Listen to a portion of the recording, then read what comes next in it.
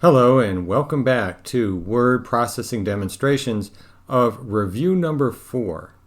Review number 4 is in your textbook, started on page 231, and in previous videos we worked our way from steps 1 through 23. Now we're picking it up on step number 24. On page 1, click at the end of the second paragraph below the Friends of the Library celebration. The end of the paragraph. At the end of the second paragraph, okay? And in here, we're going to insert the drawing called party.jpg. So go ahead and click on the Insert tab, and in the Illustrations group, choose the Pictures command and find Party, and then click Insert. Wow, that's a large picture of party animals, okay?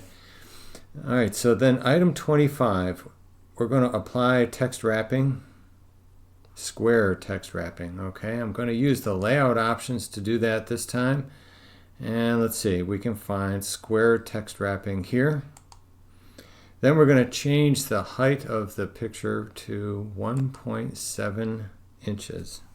1.7 and press enter. And then we're going to position the picture as shown in figure 4-38. Okay, where is my picture? Oh, it can't stay there. No, it's going to move down here. It's going to move down here. There we go. Down here you go. Boop, boop. Okay, whatever you got to do, whatever you have to do in order to make it short, what you want to make sure is that whatever you do, the farewell to a friend, okay, is at the top of page 2. That is one of the grading criteria.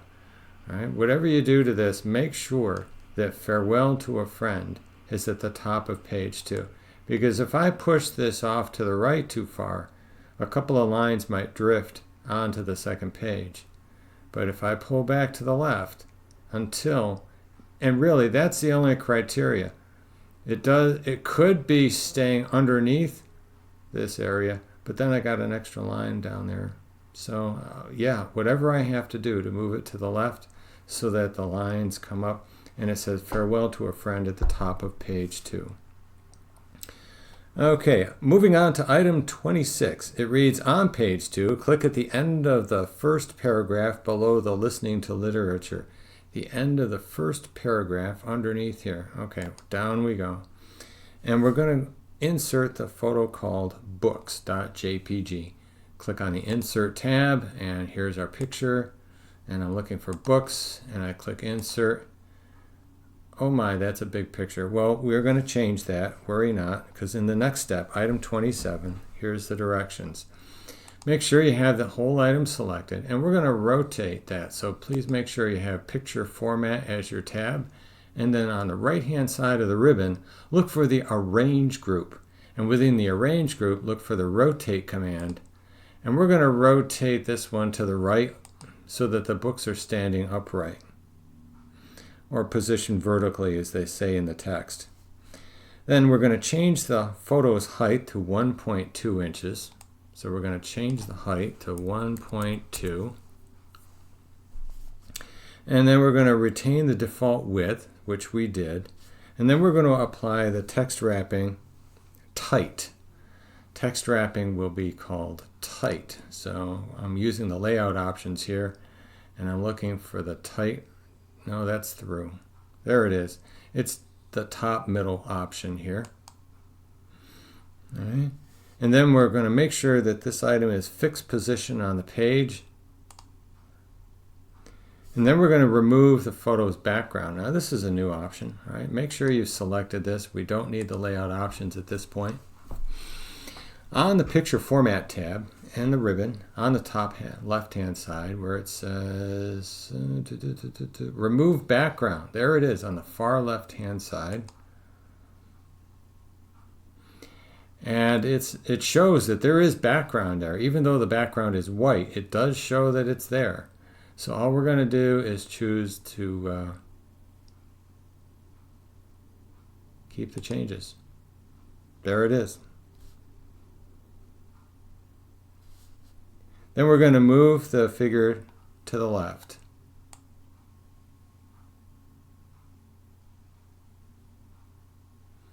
All right, we're moving the figure to the left. And there it is to the left. Item 29, it says balance the columns at the bottom of page 2. You know, the way you do this is pretty interesting. I didn't see it written down anywhere in the textbook, but I did find it in a display someplace else. So what I did is I moved my insertion point, the pointer, to the very end of the list of popular audio books. All right, so it's to the right of the word wolf, right, for Virginia Woolf, the author. And I went to the layout tab. And in the layout tab, I went to the page setup group, and in there I chose the breaks. And I'm going to use a continuous section break right here at the end of my list.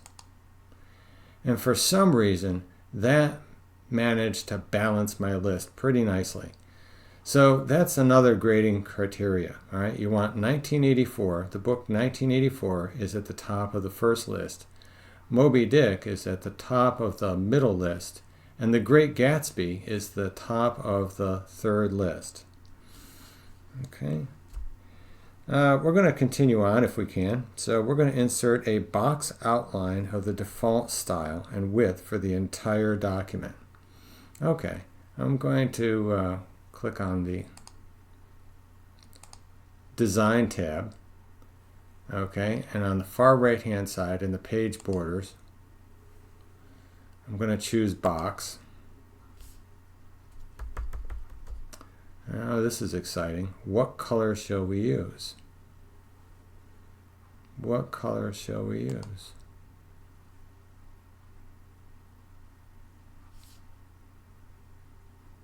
I forgot.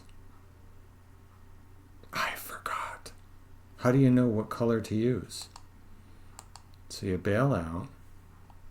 Okay. And it says, for the border, use color blue accent 1. Ah, there it is.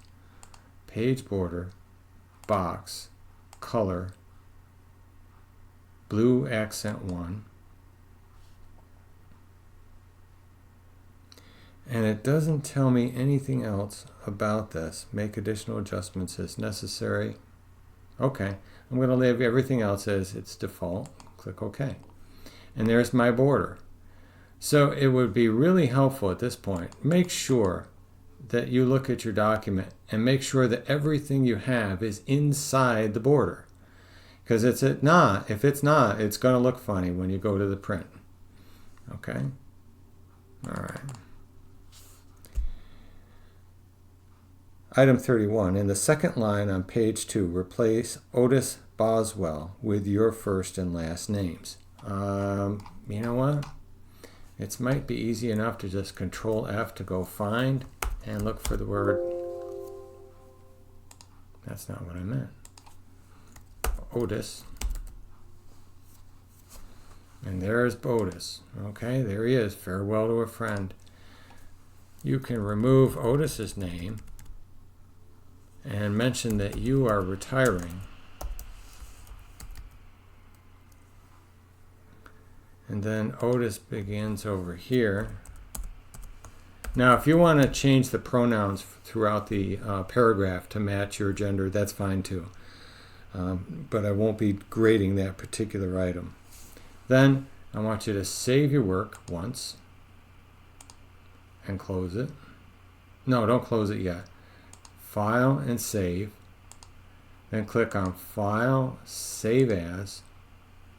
And here where it says Word document, you're going to change the Word document to a PDF document. And then choose Save. And then close your document. Go back to your download folders and look at your document as if it were a PDF file.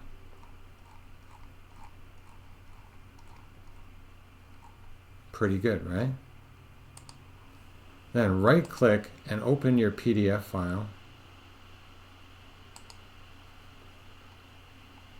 And open it. I guess it doesn't want to do that one on mine. Okay. Sorry for going long, folks.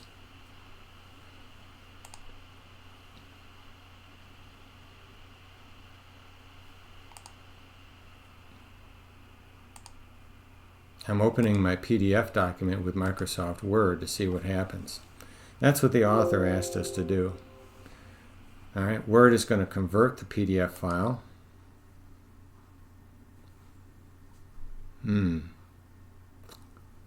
What do you think, folks?